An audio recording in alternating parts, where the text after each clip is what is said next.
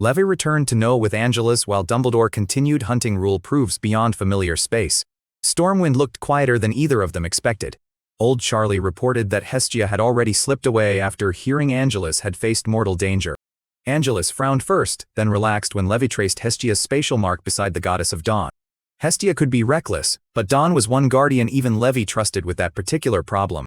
Most of Levi's family had scattered for reasons that were far less dramatic and equally important. Mia had taken Amy toward the spirit forest with a precious proof of life rules. Luigi had gone searching for another life proof because Wendy's own path could not remain stalled forever. Panda's allies were also hunting opportunities, since loyalty mattered more when cultivation promises became tangible. Stormwind had stopped being one household under one roof and become a network stretching across worlds. That should have felt like success, yet Levi kept counting the empty seats before counting the victories. Every missing chair now represented someone valuable enough to attract enemies capable of killing monarchs. Then another report shifted his attention away from family and toward a much stranger political problem. A feather spirit expert from a minor race had advanced all the way into the monarch realm. Smaller planes reacted immediately, gathering around that new monarch before the 5 great powers could respond. For a brief moment, the Feather Spirit Alliance looked ready to become a sixth center of influence. Then its leaders vanished almost as quickly. Why would an ambitious new alliance hide after finally becoming strong enough to demand recognition? Levi saw behavior that looked trained rather than improvised. Someone had taught these minor races how to rise without exposing the hands lifting them. Noah's assignment Noah gave Levi was simple on parchment and dangerous everywhere else. Find the Feather Spirit Alliance, learn who stood behind it, and control the threat if possible. Control was cheaper than fighting an unknown monarch network later. Before starting the hunt, he finished gathering the energy needed for another Dominator contract advancement. His promotion carried his 5th innate talent into the 3rd legendary stage without dramatic resistance. Contract capacity expanded to 18 while only 12 existing positions were currently occupied. Soul Descent still let Levi replace a contracted servant with part of his own knightly strength. Deterrence changed more significantly because it now consumed mental law instead of ordinary mental energy. That upgrade pushed Levi's mental law to 18% without requiring a separate proof. For one quiet hour, he tested the pressure against controlled targets and watched stronger minds finally bend. That result was useful for one reason Levi cared about most. Newly crowned monarchs were no longer automatically beyond the reach of his contract talent. And then the universe reminded him why such an upgrade had arrived at exactly the right time. Rule proofs appeared across distant regions almost simultaneously. Kalia seized a wind proof while Hell and the Astral faction split the remaining gains. More than 10 future monarch candidates suddenly possessed paths that could reshape the balance within years. The age of hidden accumulation was ending. Levi left the competition to stronger field teams and concentrated on the Feather Spirit mystery instead. His clones spread around the last confirmed regions while the main body remained close enough to intervene. That trail eventually reached the Thunder Beast Plain, where a captured beast exposed something impossible nearby. A hidden spatial realm sat beside the plain and was guarded by a perfected second-stage Thunder Beast. Levi used Soul Descent through his captive and forced the creature into that hidden space. What waited inside was not another legendary guardian, but a newly crowned Thunder Beast monarch. One secret monarch could be Locke, but 2 hidden monarchs under one alliance suggested deliberate cultivation. Thunder Beast Monarch killed the intruding junior before any useful information could escape its control. Then it ordered the entire Thunder Beast race to scatter and abandon its own concealed refuge. That reaction told Levi more than any confession would have done. The monarch behaved like an operative protecting a network. Levi followed from outside perception range, letting the fugitive believe its desperate evacuation had worked. He hoped the Thunder Beast Monarch would lead him directly to the Feather Spirit Monarch. Instead, the target vanished into another carefully prepared hiding place and contacted nobody at all. None of them moved like rulers who had built their power alone. Hidden realms themselves required resources and spatial expertise far beyond ordinary minor races. Levi began considering an even worse possibility involving a secret space monarch or ancient remnant faction. He waited until the target settled, then sent one clone through the hiding place without warning. Spatial refuge exploded open while Levi's initial plane locked the surrounding escape routes.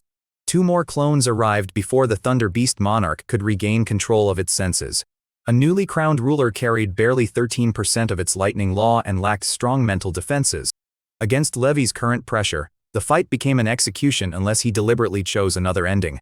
Thunder Beast Monarch begged, because death was preferable to betraying the contract already controlling it. Levi had expected exactly that answer and activated Dominator contract before the enemy could destroy itself. Mental law smothered independent thought while contract power wrapped around the lightning law layer by layer. That original rule contract resisted, but Levi's unequal contract kept isolating it from the monarch's soul. What happened if one tyrannical contract met another contract that claimed authority over the same mind? Levi decided to find out inside the initial plane where no outside observer could interrupt the experiment. Hours later, the Thunder Beast Monarch became his servant without triggering the punishment its first contract promised. Dominator contract had not merely enslaved the target, it had insulated the target from cosmic contract backlash. That made the captured monarch a prisoner, an informant, and a test case worth more than one battlefield victory. That answers were frustrating, because the servant knew less than Levi expected. Feather Spirit and Thunder Beast leaders were forbidden from communicating freely with each other. That force behind them made contact through controlled channels and revealed almost nothing about its own identity. Even monarchs inside the alliance were compartmentalized, so one capture could not expose the whole organization. That degree of discipline ruled out a lucky coalition built by frightened minor races. Levi ordered the Thunder Beast Monarch to remain hidden and wait for its unknown handlers to reconnect. Meanwhile, Noah's intelligence network compared old records from ancient and post-Wizard eras. Independent races had produced exceptional geniuses before, but very few could hide multiple monarchs this cleanly. Some survivors had joined major factions, while others had vanished from history without confirmed extinction.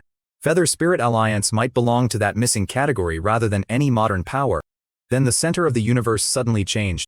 A violent region of disordered power appeared where no stable plane should have existed. Veteran monarchs recognized the signature before anyone else. The legendary Chaos Sea had finally returned to reality. That name carried more weight for Levi than another hidden alliance ever could. Nine-colored Venerable had once refined the Chaos Sea into a supreme weapon. If the sea had reappeared outside the abyss, then Amon's situation inside could only be worsening. Ice and Snow Emperor abandoned old memories and headed toward the cosmic center immediately. Dumbledore, Dawn, Lost, Pazuzu, Samael, and Gaia moved for the same destination from different directions. 6 top monarchs converging on one place meant every lesser faction would soon follow with sharper knives. Levi tried one final experiment before leaving Noah. He attempted to fuse his time power into the initial plane and nearly destabilized the entire structure. That plane still lacked whatever foundation was needed to carry time as an internal law. Levi suspected all 9 talents or another major mage breakthrough might be required first. That failure bothered him, but a message from the thousand-eyed monarch mattered more. Chaos Sea was no rumor and no temporary disturbance. It had become visible enough for powerful travelers to approach, then retreat after feeling its violence. At the very center, a 7-colored dragon drifted through chaos without showing the slightest concern. Time Dragon had arrived before Levi, and that alone made the discovery harder to dismiss. Dawn and Dumbledore quickly agreed that Levi needed to enter the Chaos Sea rather than watch from outside. One possible reward was obvious because chaos rules could complete a path nobody else shared. That danger was equally obvious because every faction would hunt the same proofs and supreme fragments. Top monarchs could not simply escort Levi everywhere without abandoning the balance holding the universe together. Noah therefore assembled a strong monarch team, while leaving Severus behind to protect its own foundations. 17 monarch-level powers gathered around the emerging Chaos Sea. Hell brought Riot and Skeleton, Gaia sent Vulcan and Aeoli, while the demons arrived with the deepest roster. 4 rule proofs appeared before anyone had even crossed the true outer boundary. That first battle erupted so quickly that lesser monarchs scattered away from the top-tier confrontation zones. Dumbledore seized both water and earth proofs from Samael while every other faction fought for scraps. That opening clash was merely the entrance fee. Inside waited a battlefield formed from disordered laws, ancient arrangements, and enemies no one could fully count. Levi entered with Slytherin and the Noah group before the top monarchs outside could settle their own contest. That first warning came when Levi sensed a structure hidden beneath the surrounding chaos. Then the group tried to turn back and discovered there was no path back at all. A barrier had sealed the Chaos Sea behind them. Messages failed, spatial routes failed, and exits disappeared. Slytherin asked the question everyone else was avoiding. Had they just entered Amon's gift or Amon's final prison? Outside, the invisible barrier rejected even top monarchs. Samael's full attack rebounded without leaving even a meaningful ripple across the surface. Lost tried spatial traversal and failed despite controlling one of the universe's strongest spatial paths. Dawn studied the result and reached the only explanation that made the timing sensible. Amon had built the barrier, and Levi's arrival had likely activated some condition inside it. That structure was chaotic on the outside yet ordered at its core, exactly like controlled chaos law. For Levi, that detail transformed fear into possibility. If Amon truly arranged the Chaos Sea for him, then the sealed interior might be dangerous by design rather than accident. That should have been comforting, except Amon was still fighting the Abyss and could no longer supervise anything directly. Hestia advanced to Monarch during the same crisis, mastering fire law through preparations Dumbledore had left for her. That news reached Levi as a distant surge of flame elemental power through Noah's communication network. The Chaos Sea presented its first prisoner. A Dark Lord appeared bound by chains that stretched into another pocket of space. Levi attacked with his clones and forced the hidden restraint to reveal its real structure. Those chains were made from chaos power and connected the prisoner to the surrounding barrier system. When the Dark Lord died, the restraints released an object that changed Levi's entire understanding of this place. A fragment of the supreme shadow orb remained behind where ordinary loot should have been impossible. Monarch prisoners were not merely trapped here. Someone had chained them to a system that could return pieces of supreme treasures after their deaths. What looked like a prison suddenly resembled the most dangerous inheritance ground Levi had ever entered. That first monster had dropped a treasure no living faction could manufacture anymore. Deeper inside, more chains waited to be broken. Levi weighed the shadow orb fragment while Slytherin watched the surrounding chains pulse through the darkness. Neither man treated the reward like free treasure because every reward implied another imprisoned monarch nearby. That prisoner's death also proved Amon had expected someone capable of surviving repeated monarch-level hunts. That someone was probably Levi, which made the inheritance feel less generous with every passing minute. For one long moment, nobody moved while the barrier hummed around them like a locked machine. Then Levi stored the fragment and ordered the team to advance before rival factions found the same pattern. Each chain they broke could strengthen Noah, but each fight would also reveal more of Levi's abilities.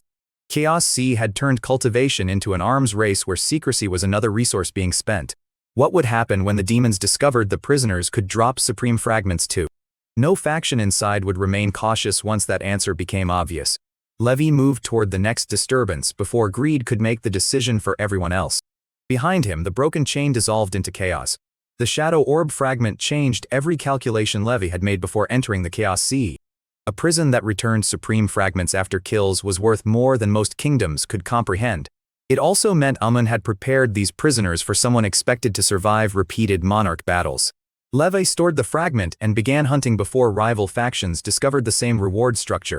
Spatial distortion scattered teams across the Chaos Sea, turning every encounter into a private war.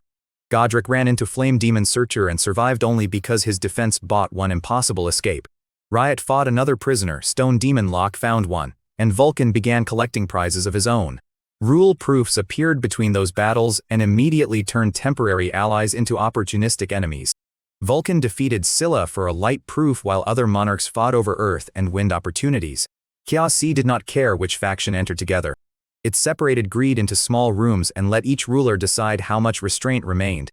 For Levi, the strange setup felt almost tailored to his specific cultivation problem.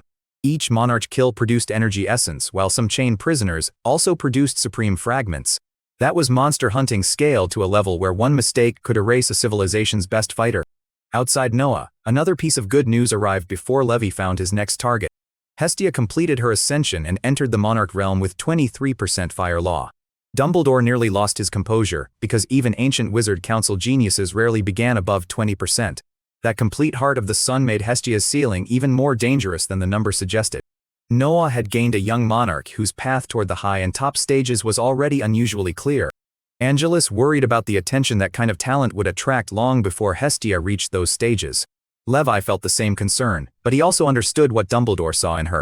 One generation was already dying to keep Noah alive. Hestia represented proof that the next generation might inherit more than ruins and memorials. Inside the Chaos Sea, Levi's team found the remains of Earth god Aeoli and another supreme residue. Boundary soil condensed from the dead god, proving chained prisoners were not the only treasure source. The deeper they traveled, the more Amon's arrangement resembled a battlefield built to recycle fallen monarchs. Levi reunited with Slytherin and several allies, then began clearing isolated threats one by one. The Skeleton Lord crossed their path and responded with hostility before realizing who surrounded him. Levi considered killing him until the conversation exposed a larger development involving hell. Nightmare had gone searching for the River Styx, the ancient foundation linked to the underworld. Skeleton served interests connected to Nightmare and had already turned against the demon faction. That relationship made killing him strategically expensive even before another piece of information surfaced. Skeleton claimed Vulcan had taken the proof of Chaos rules. Levi stopped treating the conversation like a prisoner interrogation after that sentence. Without that proof, his mage path toward a Chaos Monarch could stall indefinitely. If Vulcan left the Chaos Sea first, Levi might never recover the opportunity at all. Skeleton was released after Levi weighed Hell's future usefulness against one convenient kill. Levi then redirected every clone toward locating Vulcan before the barrier changed again. That decision also forced him to reconsider which innate talent should advance next. Absolute defense offered obvious protection, but it would not solve a prolonged pursuit against a stronger monarch. Infinite endurance could keep him fighting after opponents expected his resources to collapse. Levi chose endurance because hunting Vulcan might require surviving longer rather than striking harder. The talent advanced into the third legendary stage while his clones searched through chaotic pockets. A new effect called Awakening of the Embers became the most important part of the upgrade. After exhausting his power, Levi could trigger hidden endurance and return to full combat strength once. That recovery carried a cooldown, which meant it was a second life for stamina rather than immortality. Energy law also entered his growing internal system and reinforced the initial plane's expanding network. Levi noticed another pattern that made every future talent upgrade more valuable. Laws integrated into the initial plane seemed capable of improving when the plane itself transformed. That suggested his many scattered abilities were slowly becoming one connected cultivation engine. While Levi studied the change, Vulcan stumbled into the kind of treasure that could ruin everything. A chained prisoner left behind a fragment of crimson flameheart essence after dying. Vulcan had once cultivated with that supreme treasure and recognized it before touching the residue. That fragment raised his holdings enough to break the barrier that had trapped his cultivation for ages. Vulcan had been stuck below the High Monarch realm for more than 100,000 years. Now the Chaos Sea had dropped the exact missing resource into his path. What did Levi's pursuit look like from Vulcan's side at that moment? A newly crowned human kept closing in while the oldest obsession of Vulcan's life finally became reachable. Vulcan chose advancement over caution and began searching for somewhere to refine the new essence safely. Levi's first clone found traces too late and triggered a chase across distorted regions. A second clone joined, but Vulcan abandoned every hiding place before the encirclement could settle. Even two clones could not hold a ruler whose current strength still dwarfed Levi's direct output. Vulcan used fire zones, broken spatial regions, and chaotic terrain to keep cutting toward another escape route. Levi's main body finally reached the battle. The three bodies pressed together, forcing Vulcan to spend power faster than his confidence allowed. Levi used every ability except Time Freeze, because exposing that trump card remained a final resort. Even after that punishment, Vulcan still refused to fall. Vulcan broke clone formations, shattered terrain, and repeatedly reached the edge of freedom before being dragged back. Levi responded by sending spare clones away from the battle to hunt more prisoners for energy essence. Those clones killed 3 chained monarchs and ignored several supreme fragments because time mattered more. Each kill pushed another innate talent closer to advancement, while Vulcan watched Levi's strength keep changing mid-battle. That was when fear replaced Vulcan's earlier contempt. An enemy should grow tired during pursuit, yet Levi kept returning with new resources and fresh capabilities. One clone died, then another replaced it. Deterrence disrupted Vulcan's mind for fractions of moments that became increasingly costly. Then Levi finally revealed Time Freeze during a critical escape attempt. Fire around Vulcan stopped moving while Levi's attacks continued through the frozen interval. Vulcan recovered and stared at the human with something closer to disbelief than rage. He demanded to know how a new monarch could possess a power associated with impossible beings. Levi gave no explanation because terror was doing more damage than any answer could provide. Vulcan's judgment deteriorated as every hidden ability contradicted what he thought he knew about Levi. That fight turned from pursuit into psychological collapse, while Levi prepared another talent advancement. Defense rose into the third legendary stage and produced monarch armor around Levi's body. That armor added another layer of law-based protection while backlash punished direct attackers. With the initial plane reinforcing that defense, Vulcan's strongest exchanges stopped producing decisive damage. Levi now had the advantage, but Vulcan found one last reason to refuse death. That pressure of the fight finally pushed Vulcan across his own ancient bottleneck. Fire law surged as the ruler began breaking into the High Monarch realm during the battle itself. For one long moment, Levi watched a cornered enemy turn impending death into a breakthrough. If Vulcan stabilized, every sacrifice made during the pursuit could become meaningless. Levi attacked harder, using Time Freeze again while the initial plane disrupted surrounding fire law. That interruption came too late to stop the breakthrough completely. Vulcan crossed the threshold, then lost control of his mental state under Levi's final Dominator contract intrusion. Contract power entered the unstable spiritual sea at the worst possible moment. That result was not enslavement but an internal collapse violent enough to destroy Vulcan from within. Levi survived only because his mental law, stellar law, and contract talent absorbed part of the backlash. A clone sealed the area before Vulcan's corpse or Levi could be swallowed by the surrounding chaos.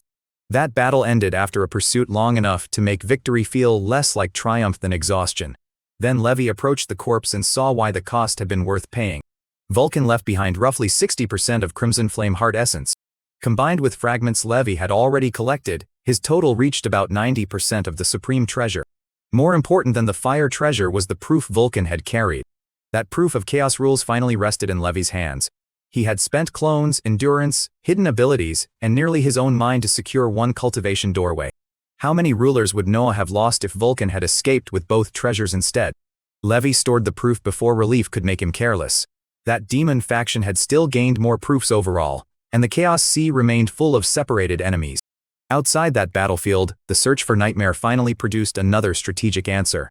Truth traced Void Spirit activity deep enough to find the Lord of Nightmares hiding beyond ordinary routes. Nightmare listened as Truth explained the demon resurgence, Earth Mother's schemes, and the Chaos Sea's return. Ancient Hell Ruler reacted most strongly to news that Amon's battlefield had reopened. Nightmare had spent ages chasing the river Styx after losing the path to supreme advancement. That obsession had also poisoned relations with Dawn and Noah, who refused to reveal the sealed location. Truth made the conditions simple enough to sound insulting. Nightmare could reconnect with the river Styx only after the outside demons were eliminated safely. Hidden sealed land could not be exposed merely to satisfy one monarch's cultivation hunger. Nightmare hated the restriction because it attacked the wound that had shaped his entire era. He also lacked a better option while demons still threatened Hell, Noah, and the river Styx alike. That argument ended without friendship, but cooperation became possible where resentment had previously stood. Back inside the Chaos Sea, Levi finally isolated himself with the proof of chaos rules. His body had already endured monarch battles that should have forced years of recovery. His mage path now faced an opportunity far larger than another percentage increase. That proof carried a route toward becoming a Chaos Monarch, something no ordinary cultivation system could teach. Levi settled near Groot and Lilith while the surrounding sea pressed chaotic power against every defense. He could feel Amon's design everywhere now, from the barrier to the chains to the proof in his hand. Amon's inheritance had stopped pretending to be subtle. Amon had left a battlefield where Levi could gather exactly the law's energy and enemies his path required. But one question remained more dangerous than any prisoner. If Amon had prepared all of this before entering the abyss, how desperate had he expected the future to become? Levi began the advancement before that question could change his decision. Chaos law flooded inward while the initial plane and spiritual sea strained against forces never meant to coexist. The next breakthrough would either complete Amon's intended path or prove that Levi had misunderstood everything. Slytherin guarded the surrounding pocket while Levi's clones checked every path for rival movement. Nobody wanted a second Vulcan arriving while Levi's mage foundation was exposed during transformation. That proof of chaos rules dissolved slowly instead of exploding with the violence Levi expected. That calm surface only made the deeper changes more frightening. Groot's branches reacted first, drawing chaotic power toward the spiritual sea in controlled streams. Lilith followed those currents with a concentration Levi had rarely seen from her before. The initial plane trembled whenever too much chaos law crossed its existing structures at once. Levi had already survived one near collapse while experimenting with time and refused another careless gamble. He slowed the process even though every instinct wanted the breakthrough finished before enemies arrived. Outside the pocket, rival monarchs continued killing prisoners and fighting over proofs without knowing Levi had begun. Chaos Sea kept swallowing shockwaves, hiding his advancement behind the same disorder threatening to kill him. That concealment might have been another part of Amon's design, or merely convenient luck. Levi no longer trusted convenient luck where the nine-colored venerable was concerned. Each new layer of chaos law entered his mind and made older elemental boundaries feel increasingly artificial. Those separate systems he had spent centuries building started pulling toward a single center. What would remain of Levi's old cultivation once chaos became the language connecting everything else? He closed his eyes and let Groot take the next surge. Chaos Sea answered by moving toward him. Chaos law did not enter Levi's spiritual sea gently after he began the monarch breakthrough. That first surge arrived like a flood, and his mental magic tower activated before he could react. That tower started devouring chaos law at a speed Levi had never seen during any previous advancement. At first, he blamed the Chaos Sea itself because nothing else could explain the impossible influx. Then he noticed each wave followed the rhythm of his own mental magic tower instead. That danger was coming from inside his cultivation system, not from the environment pressing around it. Levi called for Lilith and received silence long enough to make him abandon every optimistic explanation. Nine-colored tower had vanished from its usual position inside his spiritual sea. Eventually Lilith answered from inside the mental magic tower, sounding more alarmed than helpful. She and Groot had been dragged into a forced fusion together with the nine-colored tower. Neither of them had initiated the process, and neither could stop the tower from consuming them. Levi kept absorbing Chaos Law because interrupting a monarch breakthrough halfway could destroy everything anyway. 3 months passed while the mental tower expanded and the nine-colored structure disappeared inside it. Then the tower began swelling again, this time with enough violence to threaten an internal explosion. Lilith entered to investigate, and the swelling worsened the moment she crossed inside. Levi used every stabilizing law he possessed and still failed to stop the collapse. His mental magic tower exploded across his spiritual sea.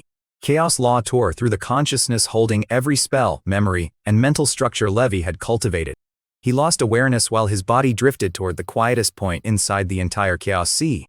At that center floated a fragment of Chaos Stone that seemed to have been waiting for exactly this failure. That stone entered his spiritual sea without resistance and began purifying the violent laws around it. Turbulence calmed into a stable world made almost entirely from Chaos Law. Lilith's body became increasingly ethereal, as if the new spiritual world was assigning her a different role. Groot rooted itself through the center and spread branches across the entire consciousness like a living foundation. Its leaves released cleaner Chaos Law, while its roots continuously expanded the transformed spiritual world. Levi remained unconscious while the system around his mind rebuilt itself without asking permission. Outside, the transformation disturbed enough chaos power to alter battles across the sea. Trelawney had been losing badly against the Lord of Riot before the surrounding laws suddenly turned violent. Riot backed away rather than let uncontrolled chaos erode the physical strength that defined his combat style. Trelawney used the flowing laws like a current and escaped a fight she had already expected to die in. Other monarchs separated into small groups because the entire Chaos Sea now seemed to move toward one point. Few of them guessed that the center of that movement was an unconscious human undergoing advancement. The Time Dragon recognized the transformation immediately. It appeared beside Levi and pushed a strand of temporal power into the transformed spiritual sea. Lilith and Groot reacted before Levi could possibly defend himself. Chaos Law surged against the intrusion and forced even the Time Dragon to withdraw immediately. The seven-colored creature stopped joking for once and stared at Levi with genuine interest. Whatever Levi's spiritual sea had become could now detect power that ordinary monarchs should not perceive. Meanwhile, Dawn's allies outside the barrier could only watch the Chaos Sea change without reaching anyone inside. The movement intensified until even high monarchs started retreating from unstable regions. Then the surrounding chaos suddenly became unnaturally still. At the center, Levi opened his eyes as a Chaos Monarch. That first thing he felt was not strength but absence. His old spiritual sea no longer existed in any recognizable form. A calm chaos world filled the space instead, with Groot standing at its center like a world tree. Lilith had become intertwined with that world so deeply that separating her from it no longer looked possible. Levi moved one thought, and the surrounding Chaos Law moved with him. That control answered the most important question before he had time to ask it. The strange new spiritual world was still his. Then he checked the quality of the law, and found the number that made the entire advancement absurd. Chaos Law had already reached an impossible 59%. A newly crowned Chaos Monarch should not begin one step beneath the high-level threshold. Levi had expected a difficult first step, and instead awakened with a foundation rivaling veteran rulers. The Chaos Stone fragment was gone, completely fused into his consciousness. Groot and Lilith had also changed enough that Levi could not explain where their power ended and his began. He tested the result against his own knight abilities, because numbers meant little without pressure. Chaos magic overwhelmed even his full knight body and initial plane during controlled exchanges. The mage path he had struggled to begin had instantly become one of his strongest combat systems. Relief lasted until Levi sensed every surviving high monarch moving through the Chaos Sea nearby. His advancement had attracted exactly the audience he least wanted. Riot, Stone Demon Locke, Wind Demon Ximu, Surtur, and Noah's own allies were all converging again. Levi left hiding with Slytherin and Godric, rather than wait to be surrounded while still learning himself. That first major collision became a battle against Surtur, whose firepower remained terrifying despite previous wounds. Godric met the demon head-on, and was knocked unconscious by the recoil of one reckless defensive exchange. Levi pulled Godric into the initial plane before a second attack could finish him. Then Levi used the new Chaos Law together with mental pressure and Dominator contract power. Surtur's defenses cracked under attacks coming from systems the demon had never prepared to resist together. Even that pressure was not enough to finish a ruler with more than 80% fire law. Then Groot finally entered the battle himself.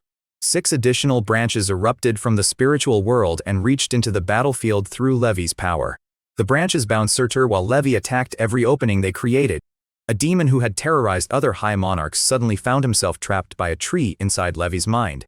The absurdity only made Surtur fight harder until his mental state collapsed under repeated deterrence attacks. Levi and Groot killed him before another demon could arrive. The death shocked every ruler still close enough to sense the disappearing aura. Surtur had not been weak, injured enough, or isolated enough for the result to make sense. Stone Demon Locke and Wind Demon Ximu both changed direction after understanding Levi had become the variable. Levi stored Surtur's corpse and refused to let shock slow the pursuit. The next problem was preventing Locke and Ximu from combining defense and speed into one impossible escape. Slytherin trapped the Wind Demon inside a compressed dark domain while Levi's clones delayed the Stone Demon. The plan nearly failed because Ximu's speed exceeded anything Levi could suppress without revealing time freeze. Then Groot fell silent again just as Stone Demon Locke began smashing through the clone screen.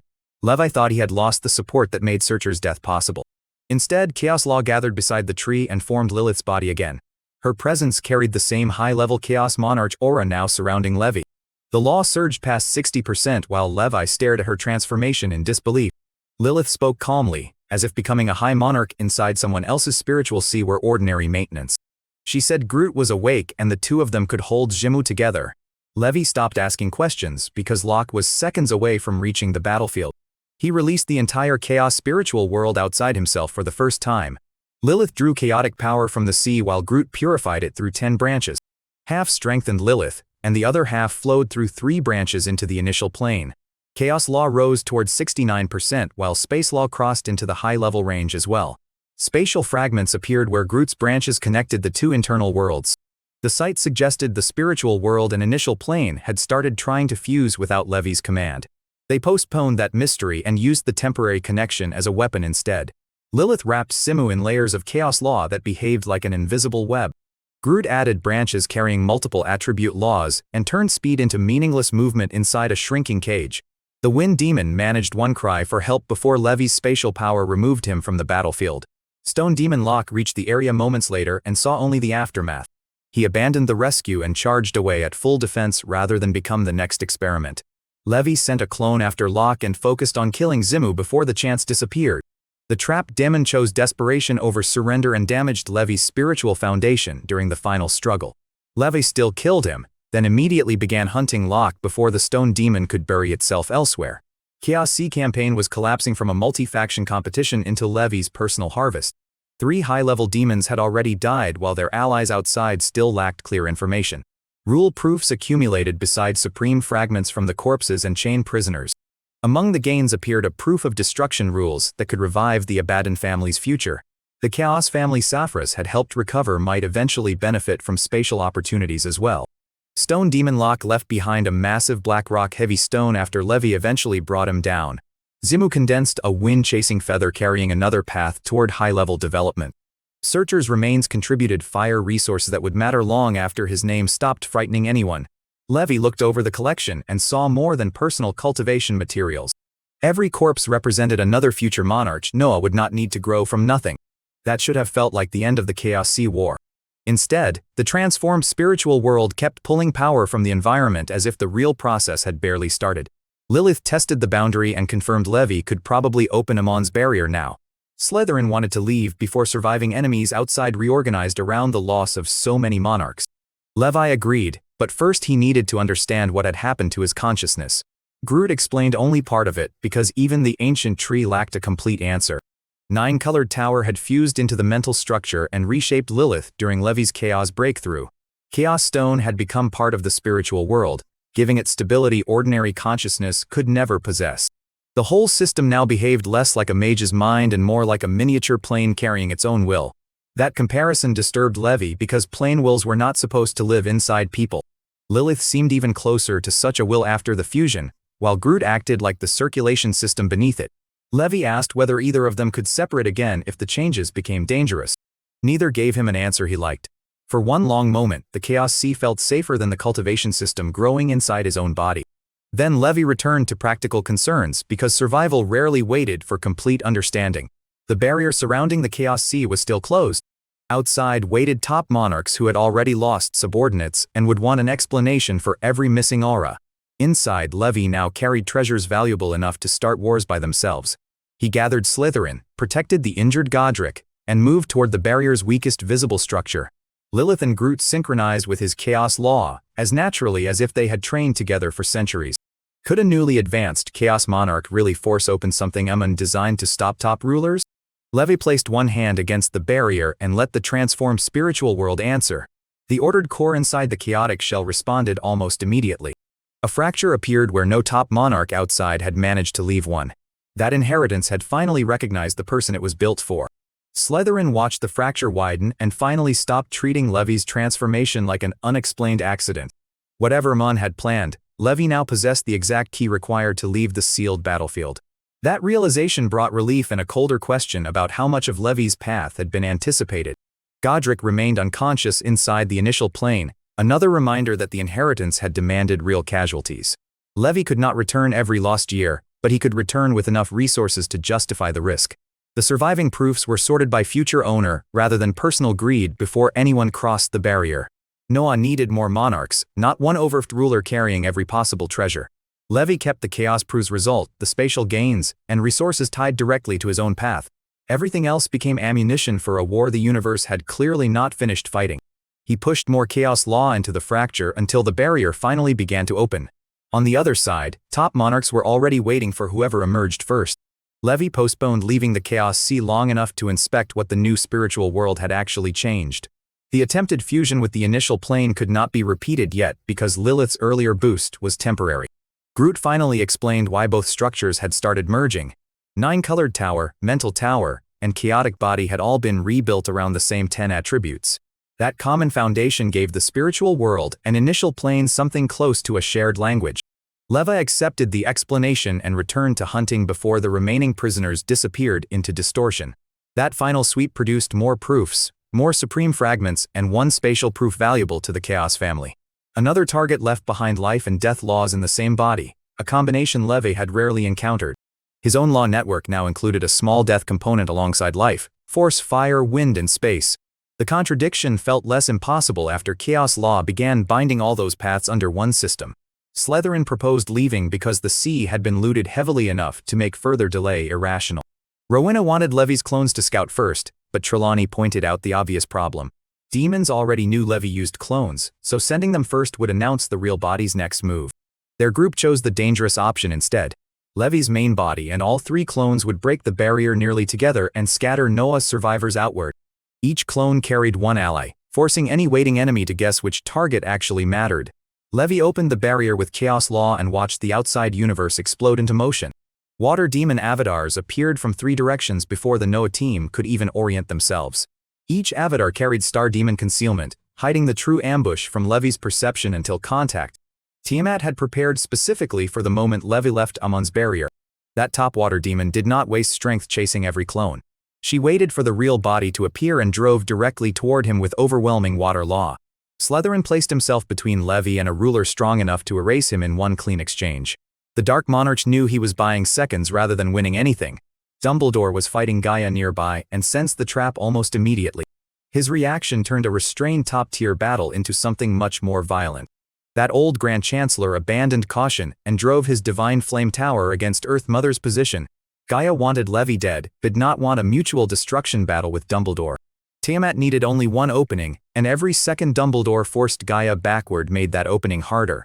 Spatial battlefield began collapsing under too many top-level attacks landing near the Chaos Sea. Levi used the instability to reposition clones while Slytherin kept Tiamat's attention fixed ahead. A water avatar struck one route, another chased Rowena, and the third tried to cut off Trelawney. Levi's clones repelled them long enough to open spatial passages for the weaker allies. Even then, the real Tiamat still reached Levi. Dumbledore turned himself into divine flame and crossed the battlefield like a falling sun. Slytherin delivered his own desperate strike at almost the same instant. That combination tore open one escape line before Tiamat could seal Levi inside her water domain. Levi entered the spatial passage while the aftershock shredded everything behind him. Half a second separated survival from a corpse that might have become another supreme treasure. He emerged far away coughing blood and thinking about only one enemy. Lost had helped hide the ambush with spatial methods. Levi should have noticed otherwise. That made the formless demon lord more dangerous than Tiamat in a different way. Dawn found Levi before he could turn anger into another reckless pursuit. She already had a counterattack plan involving Dumbledore, Truth, Nightmare, and the Ice Emperor. Noah would appear to answer the ambush with direct revenge across multiple fronts. Real objective was to break Hell's current structure while the demons expected retaliation elsewhere. Dumbledore would keep pressure on Gaia and Samael after already forcing Tiamat into a costly retreat. Dawn would lead monarchs against demon strongholds and draw attention away from the southern wilderness. Truth had secretly returned with Nightmare, who waited beside the Ice Emperor for the moment Hell opened. Once the diversion worked, Nightmare would strike into Hell and remove Lost's control over the battlefield. Even if Lost survived, driving him away would stabilize Hell under a ruler Noah could negotiate with. Levi admired the plan because it converted personal revenge into structural advantage. Killing one enemy was satisfying, but taking Hell from the enemy removed decades of future problems. Before joining, Levi surrendered most Chaos Sea treasures for centralized distribution across Noah's forces. He kept resources tied directly to his own path, while Dawn handled the rest according to battle merit. That complete Golden Flame lava went toward Angelus, and Crimson Flame essence was prepared for Panda. Wind-chasing Feather and part of the Leaf of Life were reserved for younger allies still lacking monarch proofs. Levi also kept enough rule proofs to support future promotions without promising them to family members automatically. Noah needed merit-based rulers more than another dynasty receiving every rare resource by blood. The Hell operation began while demons still thought Noah's anger would focus on the Chaos Sea ambush. Nightmare entered his former homeland with the kind of authority that old institutions remembered instinctively. Shadow and Necromancer forces had already drifted away from Lost's control, making Hell less unified than it looked. Riot and Blood Sea had also betrayed old alignments, leaving every side suspicious of the next command. Lost revealed his true formless demon body when containment began closing around him. The Gate of Void appeared with him, confirming what Levi had suspected since finding spatial proofs without fragments. The supreme spatial treasure had never been missing from history. Lost had carried the Gate of Void all along. Nightmare fought without restraint while supporting monarchs, sealed retreat routes throughout Hell. The Witch Queen and one newly crowned monarch refused to commit fully, waiting to see which faction survived. How much loyalty remained once Lost's subordinates started pricing the next ruler? Noah's public counterattack against demon territories intensified at the same time. Hell Astral and Noah monarchs began hitting exposed strongholds while top rulers were still repositioning. Samael withdrew from one front, Gaia was forced into another exhausting confrontation, and Tiamat remained injured. The all-out offensive shifted momentum away from the demons for the first time in several eras. Dawn distributed supreme treasures from the Chaos Sea while every major commander measured the new balance. Angelus received Golden Flame lava, Panda received most Crimson Flame essence, and younger candidates received future paths. Dumbledore returned badly injured after his top-tier battles and needed multiple life monarchs to stabilize him. The cost landed harder than any treasure distribution, because everyone could see the old generation running out of time. Dumbledore had spent power, lifespan, and body integrity to buy Hestia's generation another chance. Levi visited briefly and left with less confidence than when he arrived. Winning the offensive would mean little if Noah's strongest elders died faster than their successors could mature. Then the Feather Spirit mystery finally moved again. Thunder Beast Monarch reported that its hidden handlers had re-established contact after months of silence. The timing matched the Universal War too perfectly to ignore. Minor factions were using the chaos to seize proofs while major powers exhausted themselves against each other. Feather Spirit had already gained additional monarchs, and the unknown force now ordered several to gather secretly. Levi delayed his last clone talent advancement and followed the contact chain himself. That first figure he identified was not a forgotten human void spirit or hidden mage. The hidden figure was an Azure Sky Barbarian. Levi had expected ancient survivors, but the name still forced him to reconsider everything. Azure Sky Plane had supposedly been ruined when the Barbarian Emperor died during the ancient disaster. Its surviving portion had been sent away so completely that most modern powers assumed the race was finished. Yet a mid-level barbarian monarch now stood behind the Feather Spirit Alliance, as if history had never closed. Thunder Beast Servant confirmed the barbarians ordered 4 Alliance monarchs to meet at one hidden location. Feather Spirit, Thunder Beast, and 2 newly crowned rulers would gather for the first time since the Alliance formed. That was too important to interrupt before Levi learned why the meeting existed. He left a clone near the Thunder Beast Servant and followed the barbarian handler for more than 2 months.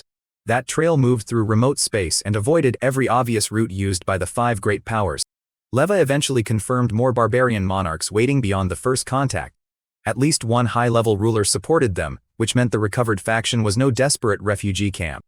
Lilith offered the detail that Azure Sky barbarians had always valued their home plane with unusual intensity. If the hidden group still possessed part of that plane, their entire strategy might revolve around restoring it. That possibility mattered because restored barbarians were not automatically allies of Gaia or the demon faction. Levi chose observation instead of enslavement because a mid-level handler could not be safely contracted anyway. He also programmed a darker contingency through the Thunder Beast servant. If the barbarians ordered an attack on Noah, the servant would destroy itself inside the hidden meeting site. One contracted monarch had become both intelligence asset and emergency weapon without its old masters suspecting anything. The gathering happened, but no immediate attack order followed. Levi finally allowed himself to return and complete the last clone talent advancement. Omnipotent Clone entered the third legendary stage quickly because the talent did not generate a new law. The number of clones remained 3, but their duration expanded from 1 month to an entire year. That change mattered more strategically than another combat modifier.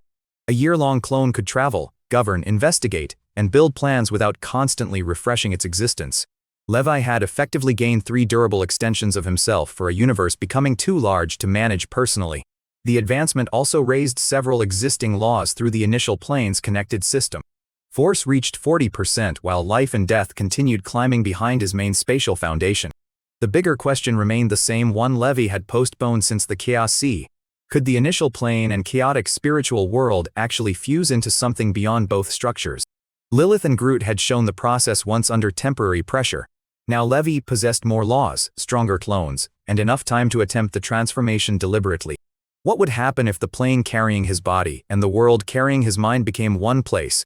That answer could create a cultivation system nobody in this universe had ever used. Or it could destroy the only 2 foundations keeping Levi alive.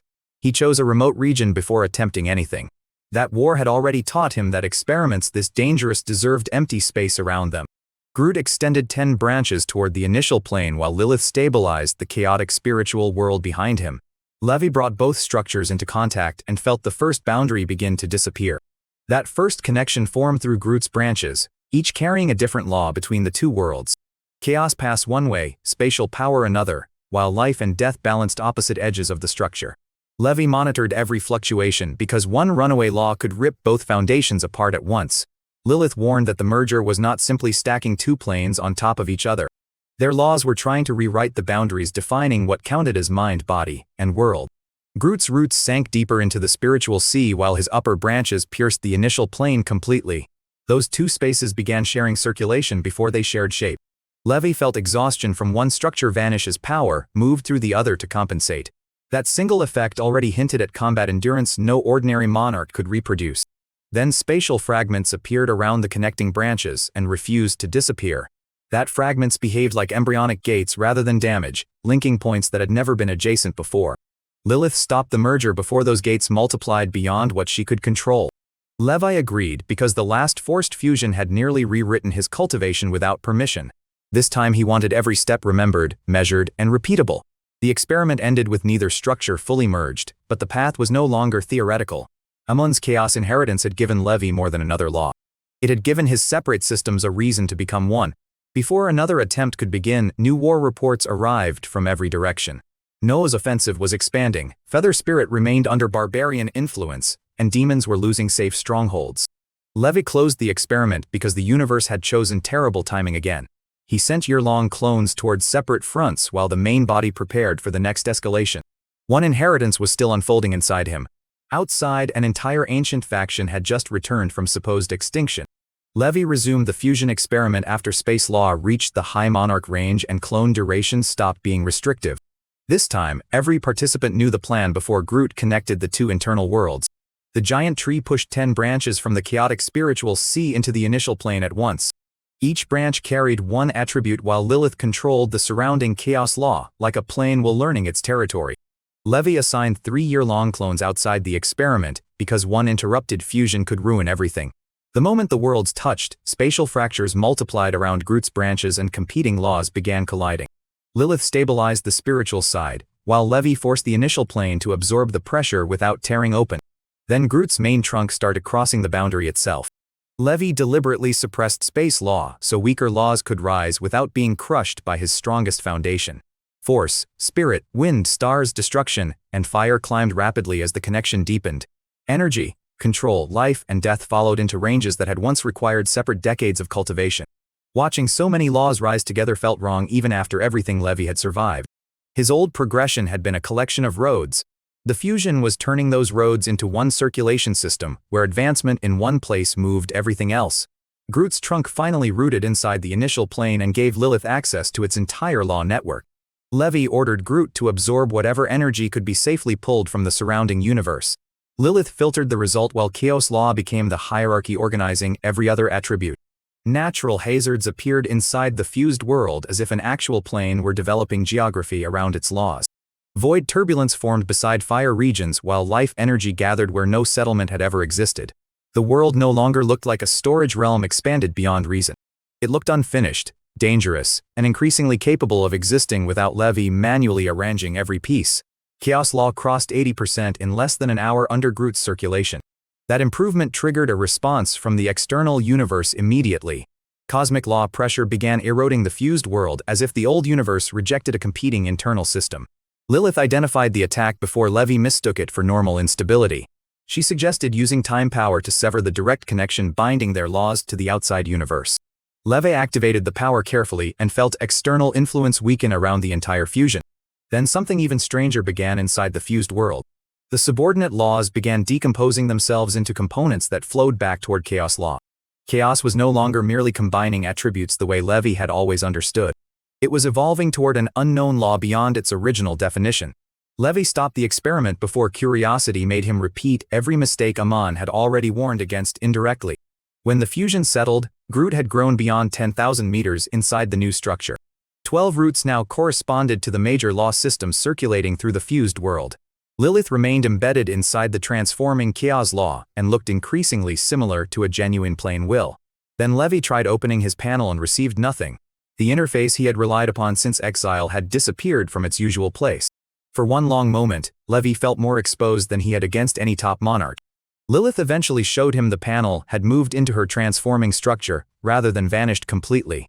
That answer was reassuring only if Levi ignored the implication. His panel Lilith, Chaos Law, Spiritual Sea, and Initial Plane were becoming parts of one system. The transformation still refused to reach completion. Lilith said the missing requirements were clear from inside the evolving law. They needed supreme spatial power and an artifact carrying true time power. The Gate of Void could solve the first problem, which made Lost more valuable than merely killing another enemy. A second requirement seemed impossible until Levi remembered how Amon had once communicated across time. That exchange had used the Time Dragon Ball. Time Dragon was not merely a mysterious observer anymore. It might be the only known source capable of completing Levi's new law system. Before Levi could chase either target, danger perception warned that someone had bypassed his outer clones. Lost approached under Star Demon concealment, confident the star blood hid him from Levi too. That assumption would have worked before Levi's stellar law rose past 70% through fusion. Levi moved before Lost understood he had been exposed. Formless Demon Lord reached an empty position where Levi's main body should have been. Then each clone vanished from Lost's pursuit before spatial containment could settle around them. Lost stared at the empty region and finally accepted that Star Demon concealment no longer guaranteed surprise. Levi used the escape to move toward the hidden Azure Sky Barbarian region instead. With Lilith's transformation incomplete, he wanted intelligence more than another top-level fight. The edge of the universe finally revealed the strength the barbarians had hidden behind Feather Spirit. One Star Monarch led the network alongside multiple mid-level and high-level barbarian rulers. Their group was strong enough to manipulate minor races without needing protection from any modern faction. Levi waited until he could approach their representatives without exposing the Thunder Beast servant. The confrontation became tense before either side offered a useful explanation. Barbarian warriors recognized Levi as the human controlling chaos, space, and unusual clones. They considered his confidence insulting until Levi let enough pressure escape to make the power gap obvious. Then the Star Monarch explained why the hidden faction existed at all. Azure Sky Barbarians had preserved part of their plane, and the final hope of their ancient emperor. A remnant soul of the Azure Sky Barbarian Emperor still existed inside the will of heaven. Those barbarians had spent eras protecting that remnant until they could attempt a true resurrection. Their expansion through Feather Spirit was not designed primarily to conquer Noah. They needed eyes, resources, proofs, and enough influence to survive while rebuilding their vanished civilization. The Earth Mother had complicated everything by seizing and manipulating plane wills across the universe. Levi finally saw why the barbarians had treated every contact like a military secret. They were hiding a resurrection project involving one of the ancient supreme figures. Those barbarians also carried memories of wars no modern faction completely understood. Levi asked the question that mattered more than their past pride. Would they fight Noah if resurrecting their emperor required it? That answer was cautious because the barbarians wanted their plane restored more than they wanted another human war. Levi offered cooperation under conditions strict enough to make both sides uncomfortable. The barbarian remnant could relocate near Noah, where the resurrection attempt would be protected from demon interference. In return, their monarchs would join the anti-demon campaign rather than remain hidden behind minor allies. Neither faction bothered pretending the agreement was friendship. It was a transaction built around an ancient soul, a damaged plane, and an enemy both sides needed gone. Noah accepted after Dawn and Dumbledore weighed the strategic value against the obvious risks. The entire surviving Azure skyplane was moved close enough to Noah for top rulers to monitor it directly. At its core, the barbarian Star Monarch began burning his own stellar law to conceal the resurrection process. The method protected the ancient emperor's remnant from cosmic rules hostile to supreme-level existence. Dumbledore recognized the logic because ancient Star Lords had spent generations preparing exactly this safeguard. Levi offered his stronger stellar concealment, but the barbarians refused to outsource their emperor's rebirth. They had preserved treasures from previous Star Monarchs for this one purpose. If the ritual failed, they wanted the failure to belong to their own hands. Dawn accepted that pride because 12 High Monarchs already had another war waiting elsewhere. Noah launched a sweeping campaign against demon strongholds while the resurrection continued under guard. Levi's perception and contract talents turned hidden demon refuges into liabilities rather than safe reserves. Strongholds prepared by Star Demon Vitalian for centuries disappeared one after another. Severus, Shadow, Bahamut, Castag, and barbarian rulers divided hunting regions with ruthless efficiency. Demons who escaped one team often entered another team's perception before they recovered. The Earth faction collapsed outside Gaia herself, leaving Blood Sea and scattered followers without meaningful territory. Noah's advantage became large enough that isolated monarchs started considering surrender before battle. That should have meant the war was ending.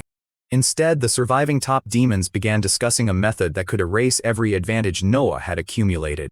Inside the Four Spirits plane, Samael, Tiamat, Mammon, Pazuzu, Lost, and Gaia faced an ugly reality. Their strongholds were gone, their mid-level networks were being swept, and Vitalian needed time they no longer possessed. Gaia offered the one answer powerful enough to reverse the war. Their answer was terrifyingly simple: open an abyss passage. Those demons had always treated the abyss as their final source of reinforcements rather than merely an origin myth. River Styx blockade prevented those forces from crossing back into the universe at full strength. Gaia explained that a plane will could strike the River Styx hard enough to open a temporary breach. The revelation also explained many of her older projects involving Great Planes and Stolen World wills. She had been collecting exactly the kind of force required to damage the underworld's ancient barrier. Lost immediately understood why she had preserved celestial structures others considered useless. The problem was that Noah had already recovered the Azure Skyplane's will and destroyed many alternatives. The Four Spirits plane remained large enough to work if they were willing to sacrifice it. Lost used spatial power and the Gate of Void to stabilize the plane while elemental demons organized its collapsing forces. Vitalian worked separately on the hidden passage structure they intended to open once the impact succeeded. Gaia contributed a spatial blood curse while pretending she wanted nothing from the abyss in return. That refusal unsettled even the demons because Gaia rarely rejected a path toward greater power without another plan. Back near Noah, Dawn completed another major cultivation cycle before the enemy operation became visible. Her full star tree finally allowed her strength to reach 97%. Ice and Snow Emperor reached roughly 92% and remained one of the few rulers able to stand beside her. Nightmare still wanted the River Styx for his own advancement, but even he recognized the danger of an uncontrolled breach. Then the will of the Four Spirits plane disappeared from normal perception. The change was too large to hide from top monarchs watching the war. Nightmare reacted first because the River Styx was part of his own origin. He felt a foreign plane will beginning to wash against the ancient blockade. Those demons were no longer preparing an escape route. They were trying to punch a hole directly into the abyss. Dawn abandoned further cultivation the moment the River Styx reported pressure from the wrong side. The Ice Emperor followed without complaint because no percentage gain mattered if the abyss reopened first. Noah's scattered monarchs received recall orders while strike teams finished whatever targets they could reach quickly. The anti-demon sweep had bought territory, but the enemy was spending an entire plane to buy reinforcements. That exchange changed the value of every battlefield overnight. A fortress lost could be retaken, and a monarch wounded could recover with enough years. An open abyss passage could deliver enemies that no surviving faction possessed enough rulers to contain. Nightmare explained the scale without dramatics, which made the warning heavier. River Styx had blocked the abyss since ancient powers sacrificed everything to close those routes. If one breach stabilized, the universe would be fighting the source instead of the scattered descendants already outside. Levi's clones ended their hunts and redirected toward the Four Spirits plane, from separate directions. Levi's main body remained near the fusion experiment only long enough to secure Lilith and Groot's transformation. Neither could finish evolving without the Gate of Void and a genuine time artifact anyway. That meant Lost had just become both an existential enemy and one of Levi's missing cultivation materials. The overlap would have amused Levi under almost any other circumstances. Now the overlap only simplified Levi's target priority. He sent Angelus a brief message before leaving, telling her to keep Stormwind away from the coming battlefield. No army beneath the Monarch realm could contribute meaningfully where plain wills and top demons were about to collide. For one long moment, Levi looked back at the world his family had spent centuries building. Then he crossed into space and joined the recall route toward the Four Spirits plane. Ahead, the River Styx shook again under another impact from the sacrificed world will. Abyssal power leaked through a barrier that had survived entire eras. That war had just become older than everyone still fighting it. Dawn's first instinct was to pull every monarch out of the Four Spirits plane before the abyss breach opened. Dumbledore rejected a blind retreat because demons had already positioned themselves to punish exactly that movement. Leaving together would turn one dangerous battlefield into a line of exhausted targets fleeing through constrained space. He proposed something far more aggressive instead. Levi would support from outside, fracture the plane's defenses, and make the demons believe Noah wanted a clean withdrawal. That true objective was to isolate one top demon and turn the evacuation into an execution. Levi sent clones toward the energy node stabilizing the Four Spirits plane while his main body stayed hidden. Lost reacted immediately through the Gate of Void, proving the demons had prepared for Levi's spatial interference. Nightmare attacked from inside at the same time and pushed both Mammon and Tiamat into worsening positions. Levi's first clones were destroyed, but each death forced another top demon to reveal where it was waiting. Dawn, Dumbledore, and Nightmare suddenly increased pressure together and made the formation look close to collapse. Those demons interpreted the movement exactly as Dumbledore expected. They assumed Noah's most valuable target was Nightmare, because his return threatened Hell's future alignment. Lost pulled Mammon, Pazuzu, and other support toward an apparent encirclement around the Hell ruler. Tiamat complained while being left under heavier pressure, but Lost treated one injured ally as acceptable cost. Then Nightmare smiled like the trap had finally closed. The trap had never been built around him. Levi's supposed clones changed position while the hidden main body revealed itself beside the High Monarch formation. Dawn and Dumbledore used spatial transfer through Levi to reappear near the real objective. Ice and Snow Emperor was moved at the same time. Suddenly Tiamat faced Levi, 3 clones, 6 High Monarchs, and 1 top ice ruler outside the Four Spirits plane. Lost recognized the deception too late to reverse every spatial decision already made. The water demon was thrown beyond the plane before demon reinforcements could rebuild a rescue route. For the first time, Noah had 1 top demon alone where numbers actually mattered. Tiamat still refused to die without destroying something first. Ancient water demon fought with the desperation of a creature abandoned by its own faction. Every retreat path led back toward Noah's encirclement or the Four Spirits plan it could no longer safely enter. Samael and Lost never returned to rescue Tiamat. Tiamat finally accepted that he had become the price buying them more time. Madness replaced calculation, and the demon began throwing law power at anything within reach. Ice and Snow Emperor ordered every monarch except Levi's expendable clones away from the immediate front. He chose to absorb the frenzy alone rather than let a dying top ruler trade itself for several weaker monarchs. That decision left fresh wounds across his body within minutes. Levi watched the pattern and saw one weakness raw strength could not fix. Tiamat still possessed enough sanity to organize law power even while fighting like a cornered beast. Destroy that sanity, and the demon's own laws would become the final enemy inside its body. Levi told Ice Emperor to suppress movement for 1 half-breath and trust the rest to the clones. Ice Law hardened the battlefield until even Tiamat's water slowed against the frozen pressure. 1 clone entered first and used a mental disruption to cut external perception. The next struck with deterrence while another forced Dominator contract power directly into the spiritual sea. Tiamat's remaining rational thought collapsed under 3 different attacks arriving without warning. That demon screamed and released water law through instinct alone. All 3 clones were destroyed, but the law network around Tiamat lost coherent direction. Ice Emperor immediately turned that chaos into advantage. He pinned the demon in place while Levi created new clones and repeated the mental attack from safer angles. Tiamat's frenzy became self-destruction as internal law power stopped distinguishing enemy from vessel. That battle continued long enough to exhaust everyone except Levi's replaceable extensions. At last the abandoned top water demon finally died. It was Levi's first confirmed kill of a top monarch. That victory did not feel clean, because Ice Emperor had absorbed enough damage to remind everyone what it cost. One top enemy disappearing still changed the scale of the entire war. A ruler who once required another top monarch to contain had become energy essence, a corpse, and strategic breathing room. Before Levi could study the harvest, the 4 spirits plane exploded. Those demons detonated the sacrificed world while after concluding no conventional defense could last any longer. Dawn, Dumbledore, Nightmare, and their remaining allies emerged injured from a plane collapsing around them. They had no time to recover because the blast had completed the final pressure against the river Styx. A true abyss passage began opening before everyone's eyes. Ancient demon power poured through a gap that should never have existed again. Dawn ordered Levi to move them there before another top demon finished crossing. The route ended beside a battlefield where cosmic history had become physically visible. River Styx power compressed the passage while the remains of the 4 spirits plane tried to hold it open. Dumbledore attacked the breach without conserving lifespan, flesh, or mental strength. That first top ice demon forced itself through and met Dawn before its body fully escaped the opening. A top water demon followed behind under a barrier built from nearly perfected water law.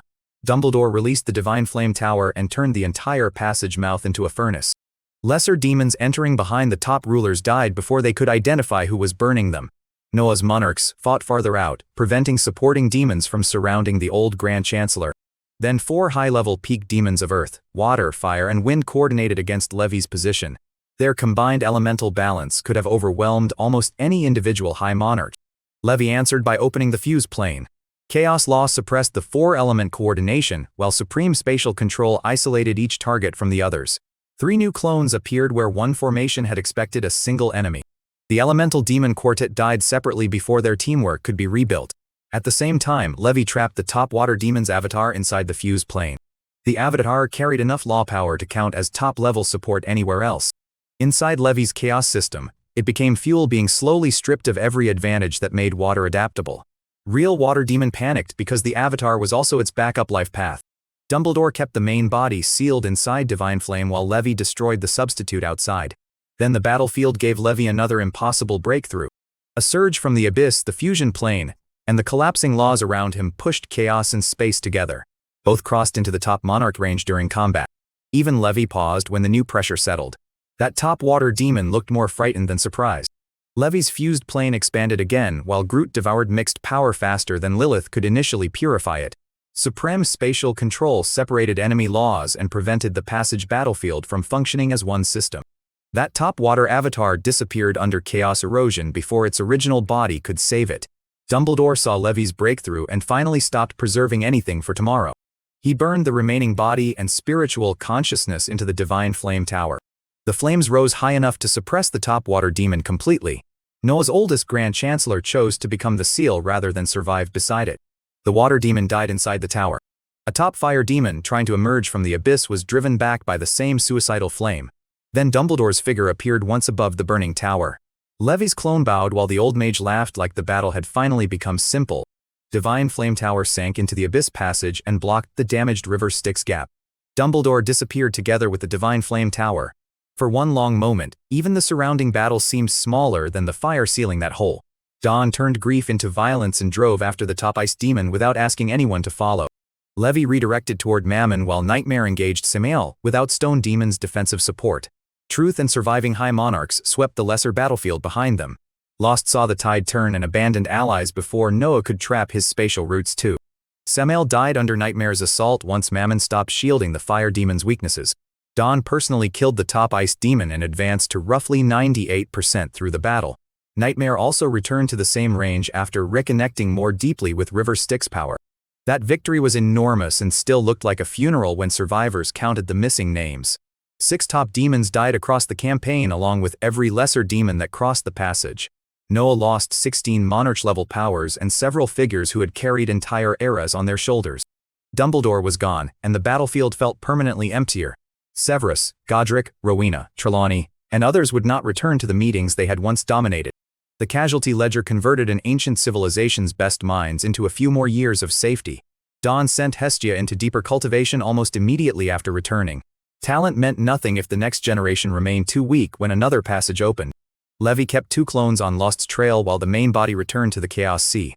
Formless Demon Lord still carried the Gate of Void, one of the missing requirements for Levi's fused law. Lost was badly injured and could no longer shake year-long clones through ordinary spatial tricks. Levi gave Groot and Lilith permission to devour the entire Chaos Sea while the pursuit continued. That process took 2 years after the fused plane finally enveloped Amon's old battlefield completely.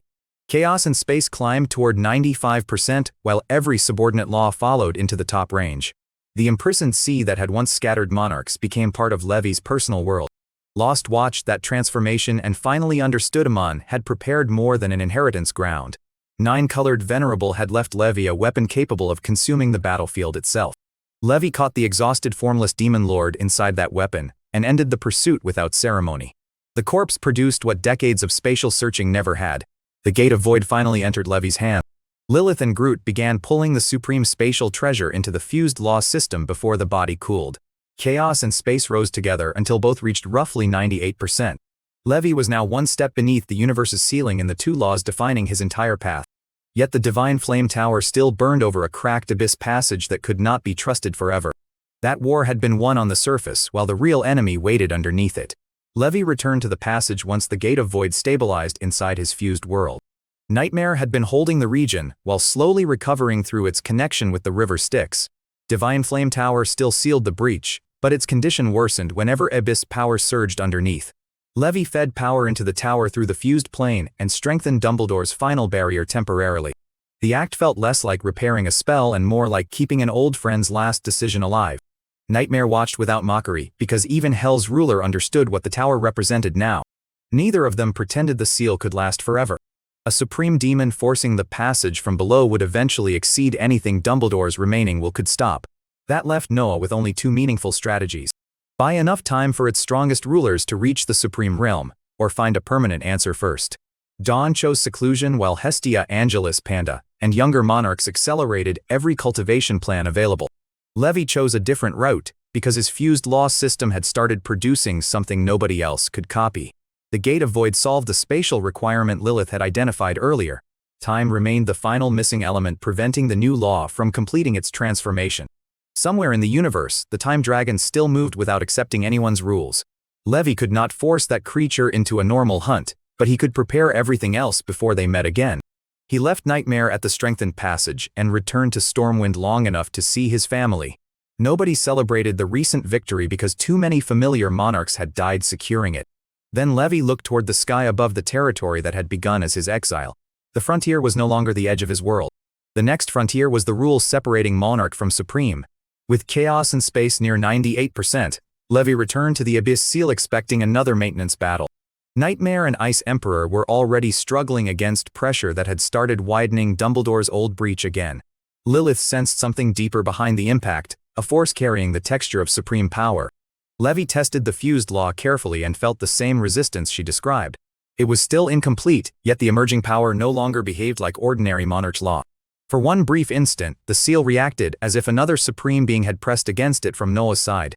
Lilith warned him not to release that aura carelessly because cosmic rules could notice what he was becoming. Supreme advancement meant seizing authority the universe considered its own.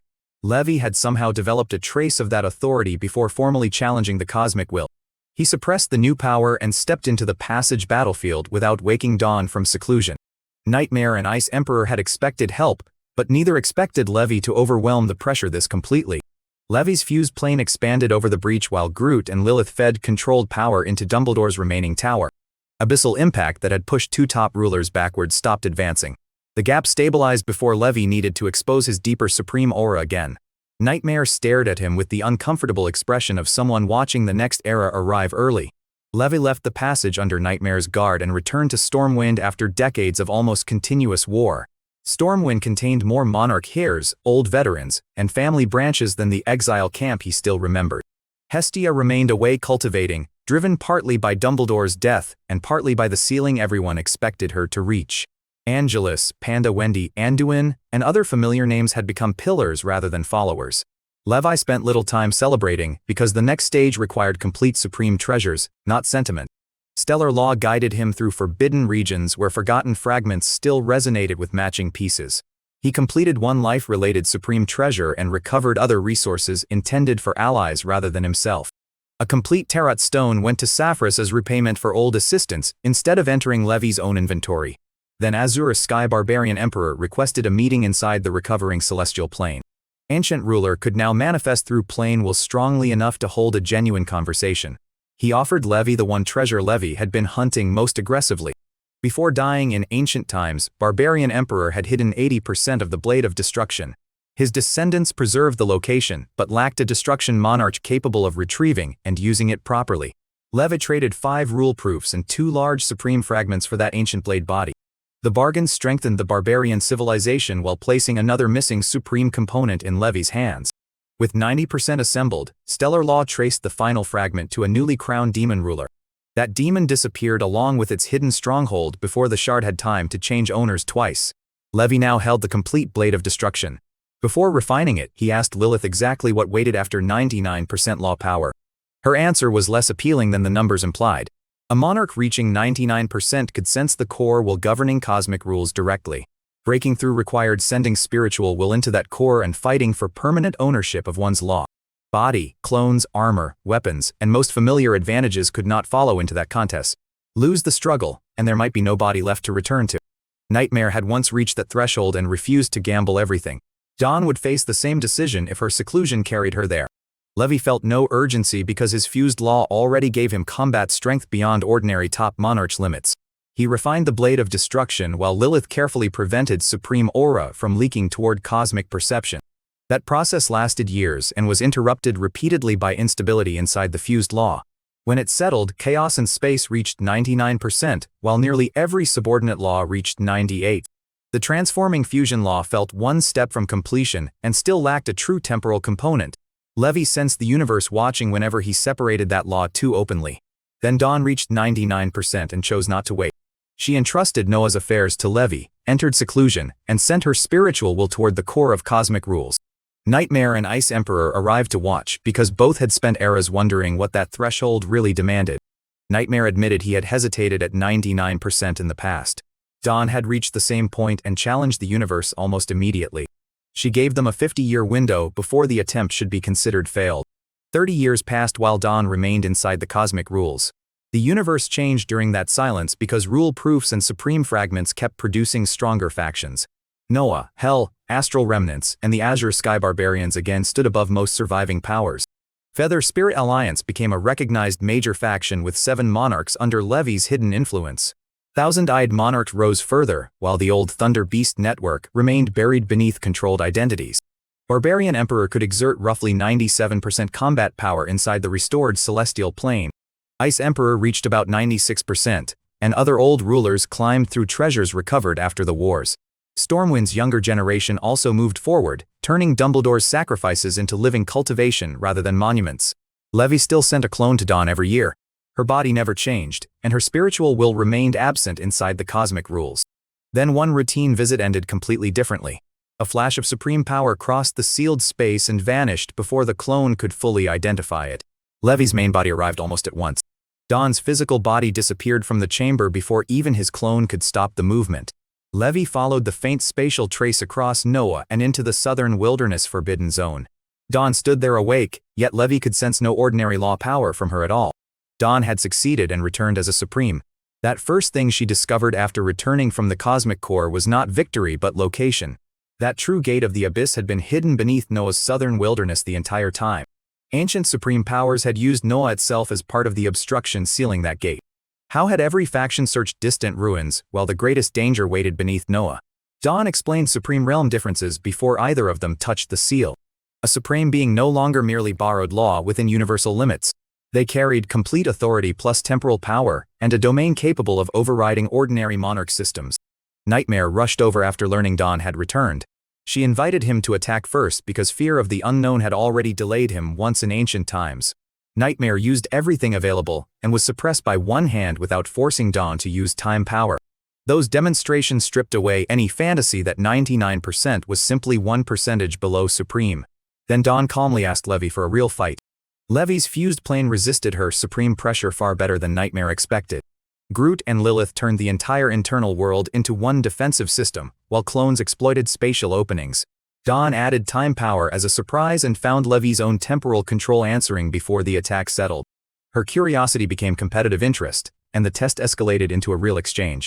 A supreme domain covered Levi's fused plane with light and time until his ordinary movement nearly disappeared. Levi used clones protected by his own time power to break pressure from several directions. Groot expanded branches beyond the fused plane's boundary and forced Dawn to extend her domain farther than expected. She finally stopped after confirming Levi could survive one serious supreme battle despite remaining a monarch. Nightmare looked more disturbed by that result than by Dawn's own breakthrough. Levi had reached the point where formal realm labels no longer described his battlefield value accurately. Nightmare returned to Hell and began his own supreme attempt after seeing what waited on the other side. Dawn and Levi stayed behind to study the southern wilderness seal instead of celebrating anything. The gate could not be opened carelessly because supreme demons might already be waiting beyond the river Styx. They decided to keep reinforcing the old structure until Nightmare's advancement produced another safe option. Then a crisis at the giant spirit ruins pulled Levi away from Noah. Supreme demon pressure struck that older breach hard enough that Dawn could not simply ignore both fronts.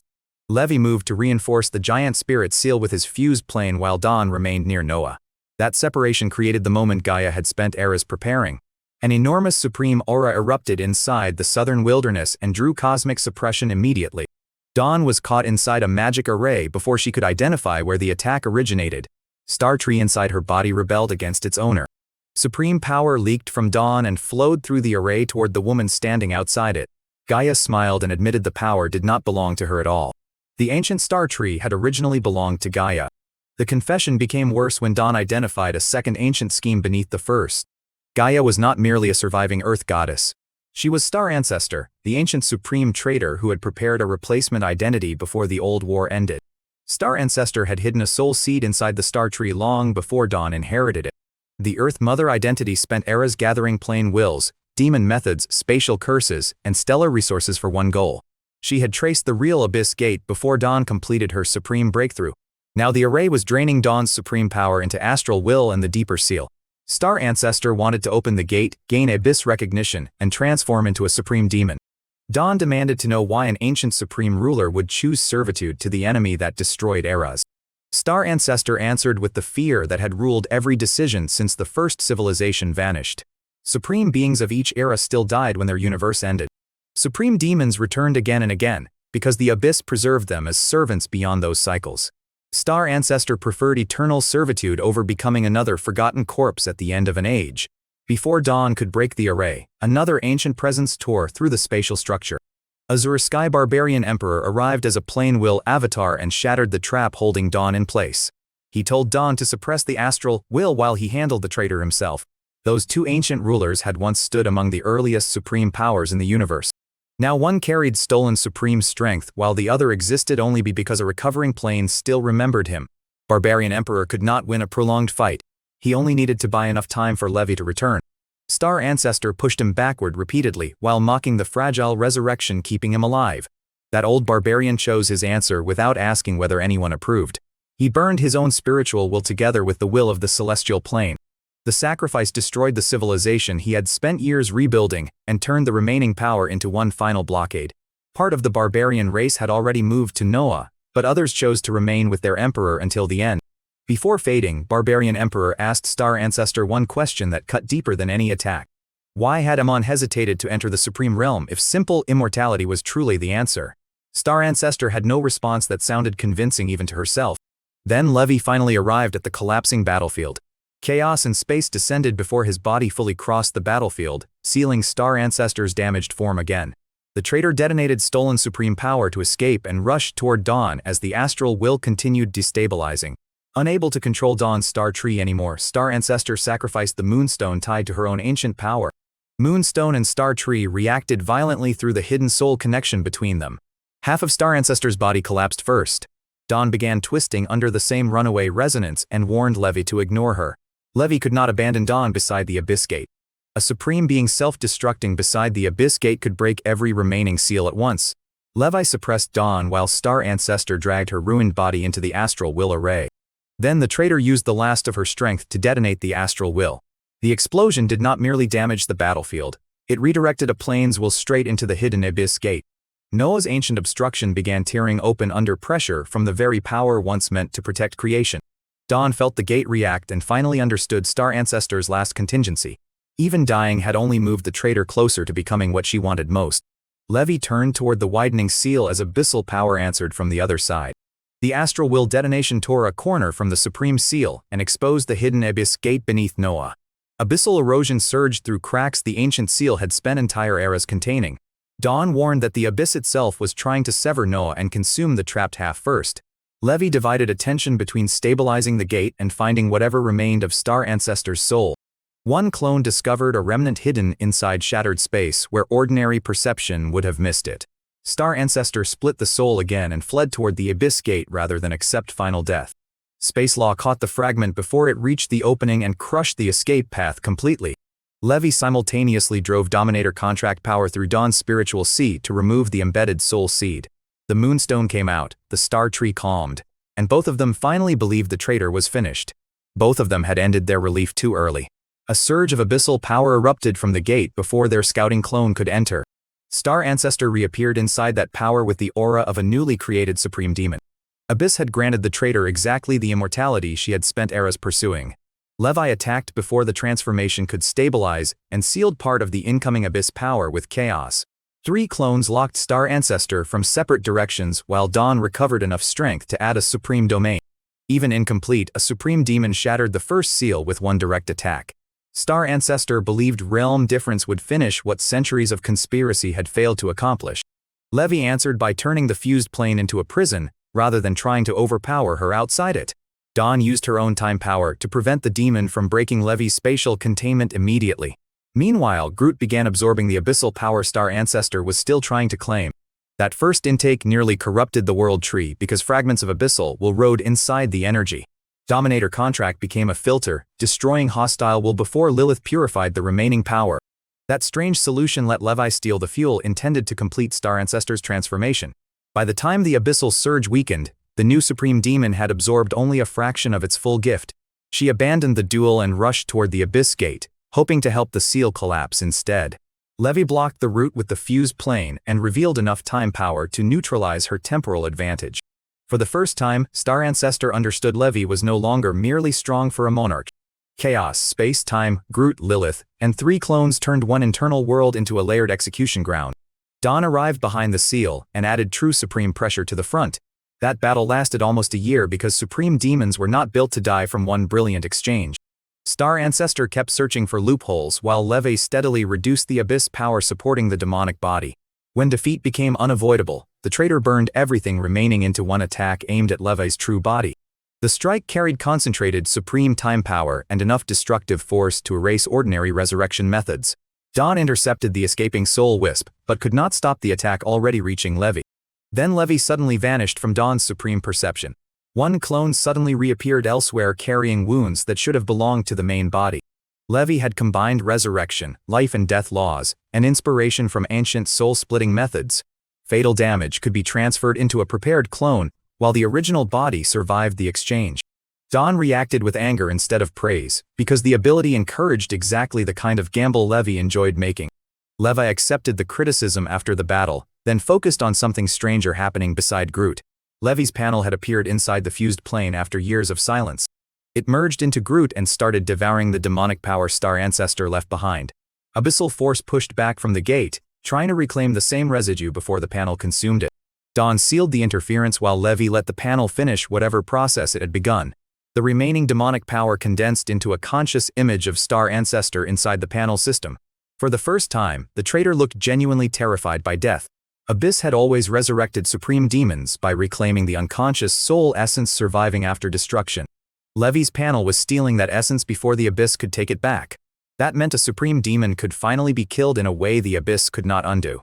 Levi's panel consumed Star Ancestor completely while Dawn blocked every attempt at retrieval.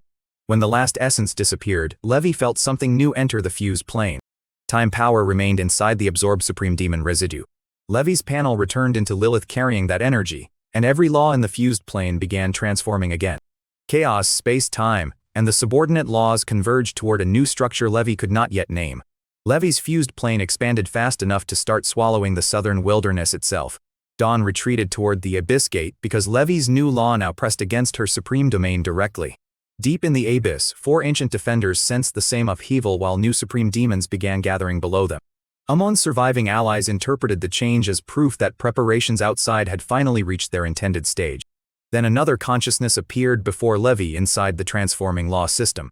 The figure carried memories no imitation should have possessed and addressed details only Amon could know. Levi stopped doubting after the first impossible exchange. Amon was no longer inside the abyss in the ordinary sense. He had escaped the universe long ago through a different route to supreme existence. Ancient Wizard had never trusted the standard path of entering the cosmic will and stealing complete laws. Every supreme cultivator doing that weakened the universe by removing authority from its natural rule system.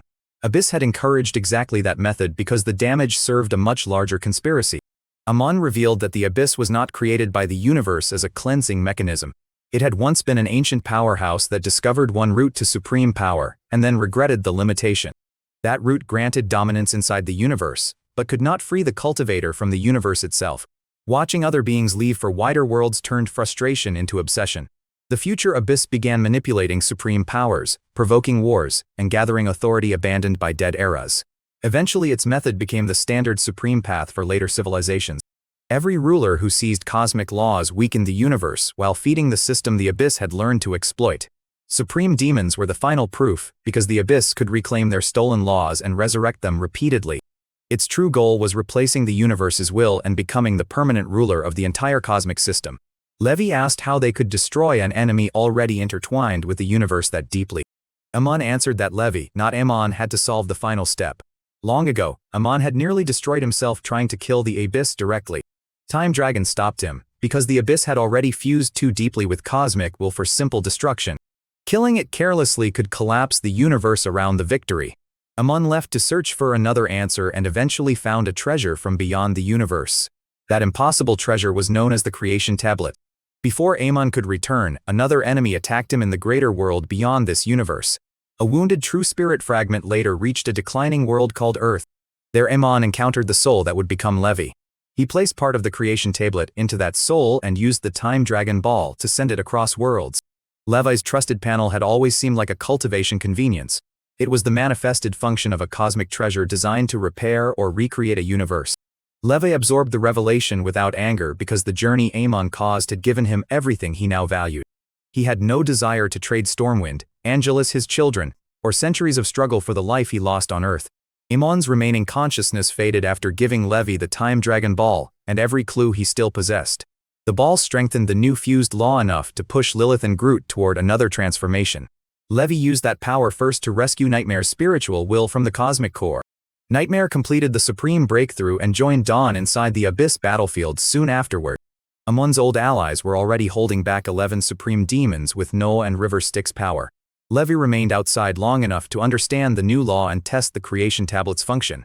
Inside the fused world lay the collapsing remnant of the Azure sky plane and a trace of Barbarian Emperor's consciousness. Levi directed creation power through Groot and watched that tiny remnant awaken again.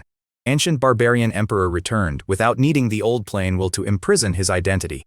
Levi could even rebuild the ruler directly into a new supreme path based on dimensional power.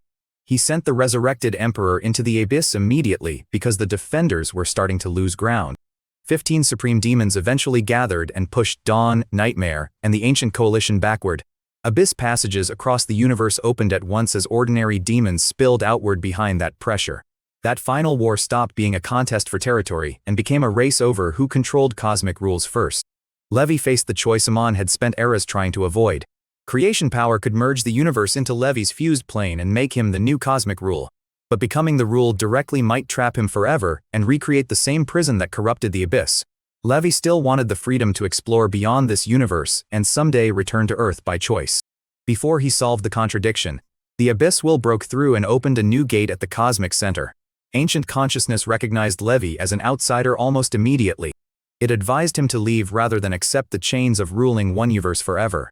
Then the Abyss entered the cosmic core and began seizing the universe directly. Levi followed but refused to steal the old cosmic laws using the same method he had condemned. That hesitation let the Abyss gain ground until Lilith offered the missing distinction. Lilith and Groot had originated outside Levi, even though they now obeyed his will completely.